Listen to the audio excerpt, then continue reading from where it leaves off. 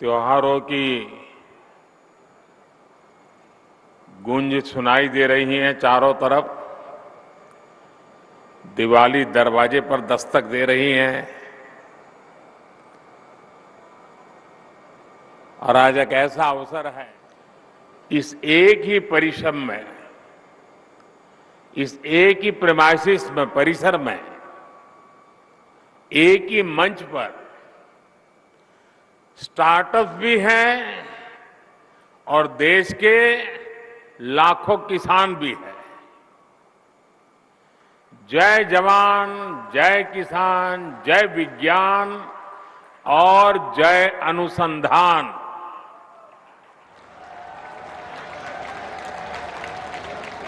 एक प्रकार से ये समारोह इस मंत्र का जीवंत स्वरूप हमें नजर आ रहा है। साथियों, भारत की खेती के सभी बड़े भागीदार आज रूबरू में और वर्चुअली पूरे देश के हर कोने में इस कार्यक्रम में हमारे साथ जुड़े हुए हैं। ऐसे महत्वपूर्ण मंच से आज किसानों के जीवन को और आसान बनाने, किसानों को और अधिक समृद्ध बनाने और हमारी कृषि व्यवस्थाओं को और आधुनिक बनाने की दिशा में कई बड़े कदम उठाए जा रहे हैं। साथियों, थोड़ी देर पहले ही देश के करोड़ों किसानों को पीएम किसान सम्मान निधि के रूप में 16,000 करोड़ रुपए की एक और किस्त उनके खाते में जमा हो गई। आप में से भी जो किसान यहां बैठे होंगे, अगर मोबाइल देखेंगे तो आपके मोबाइल पे खबर आ गई होगी कि 2,000 रुपये आपके जमा हो चुके हैं।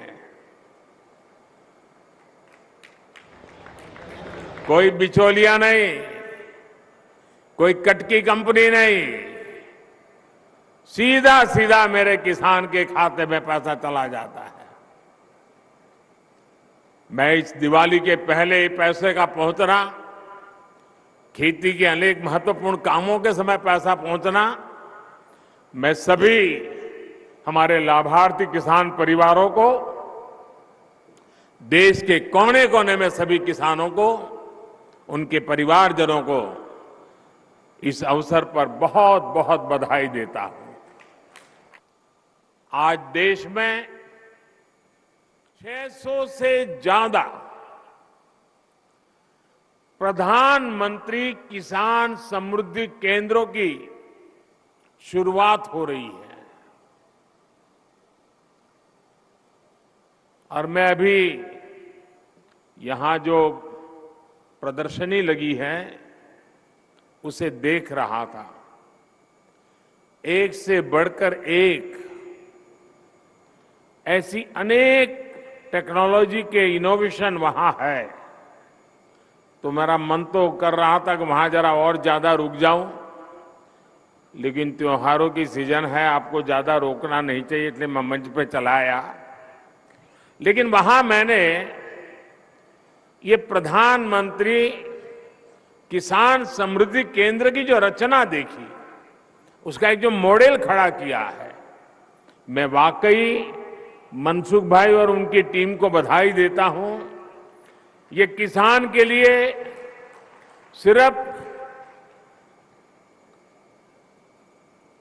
उर्वरक खरीद बिक्री का केंद्र नहीं है, एक संपूर्ण रूप से किसान के साथ घनिष्ठ नाता जोड़ने वाला, उसकी हर सवालों का जवाब देने वाला, उसकी हर आवश्यकता में मदद करने वाला ये किसान समृद्धि केंद्र बना है। जो एग्रीकल्चर स्टार्टअप यहां पर उसका जो आयोजन में आया है, मैं उन सब का भी जो हिस्सा ले रहे हैं, किसानों की भलाई के लिए उन्होंने जो नए नए इनोवेशन किए हैं, उनकी मेहनत कैसे कम हो, उनके पैसों में बचत कैसे हो, उनके काम में गति कैसे बढ़े, उनकी सीमित जमीन में ज्यादा उत्पादन कैसे हो, ऐसे अनेक काम ये हमारे स्टार्टअप वाले हमारे नौजवानों ने किए हैं। मैं वो भी देख रहा था, एक से बढ़कर एक इनोवेशन नजर आ रहे हैं। मैं ऐसे सभी युवाओं को भी जो आज किसानों के साथ जुड़ रहे हैं, उनको बहुत बहुत बधाई देता हूं और उनका इसमें भागीदार होने के लिए हृदय से अभिनंदन और स्वागत करता हूं। साथियों, आज वन नेशन वन फर्टिलाइजर इसके रूप में किसानों को सस्ती और क्वालिटी खाद भारत ब्रांड के तहत उपलब्ध कराने की योजना है। ये शुरू हो गया आज। 2014 से पहले फर्टिलाइजर सेक्टर में कितने बड़े संकट थे, कैसे यूरिया की कालाबाजारी होती थी, कैसे किसानों का हक छीना जाता था और बदले में किसानों को लाठियां झेलनी पड़ती थी।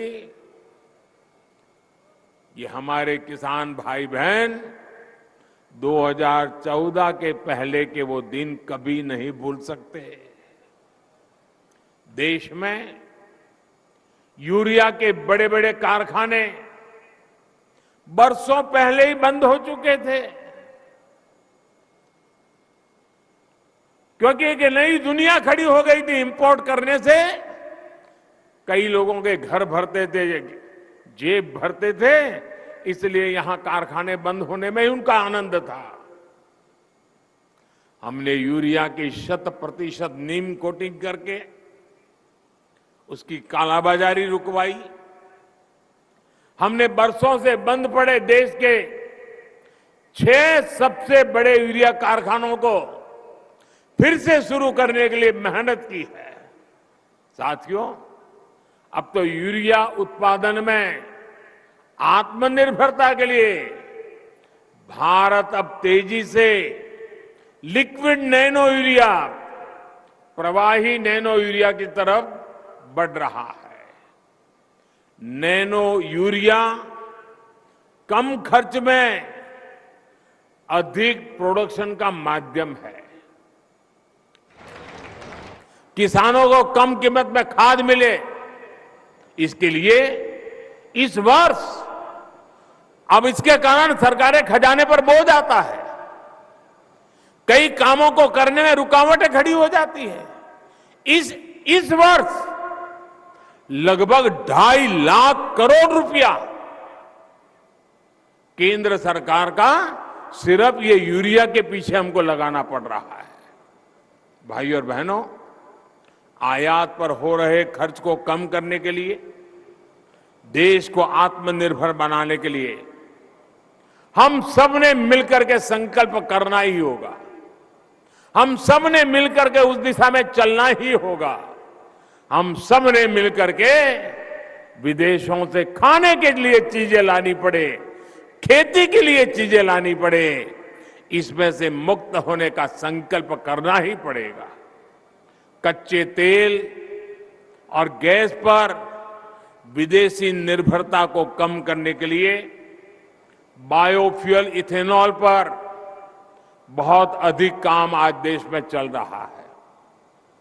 इस काम से सीधे किसान जुड़ा है, हमारी खेती जुड़ी हुई है। किसान की उपज से पैदा होने वाले इथेनॉल से गाड़ियां चले और कचरे से बनने वाली बायोगैस से बायो सीएनजी बने, ये काम आज हो रहा है। खाने के तेल की आत्मनिर्भरता के लिए हमने मिशन ऑयल पाम भी शुरू किया है। आज मैं आप सभी किसान साथियों से आग्रह करूंगा कि इस मिशन का अधिक से अधिक आप लाभ उठाएं। तिलहन की पैदावार बढ़ाकर हम खाद्य तेल का आयात बहुत कम कर सकते हैं। देश के किसान इसमें पूरी तरह सक्षम है। दालों के मामले में जब मैंने 2015 में आपको आह्वान किया था, आपने मेरी बात को सर आंखों पे उठा लिया था और आपने करके दिखाया था। वरना पहले तो क्या हाल था, हमें दाल भी विदेशों से ला करके खानी पड़ती थी।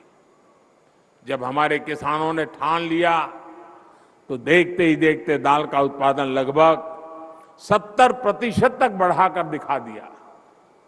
ऐसी ही इच्छा शक्ति के साथ हमें आगे बढ़ना है। भारत की कृषि को और आधुनिक बनाना है, नई ऊंचाई पर पहुंचाना है। आजादी के अमृत काल में खेती को हम आकर्षक और समृद्ध बनाएंगे। इसी संकल्प के साथ सभी मेरे किसान भाइयों बहनों को, सभी स्टार्टअप से जुड़े युवाओं को मैं बहुत बहुत शुभकामनाएं देता हूं। बहुत बहुत धन्यवाद।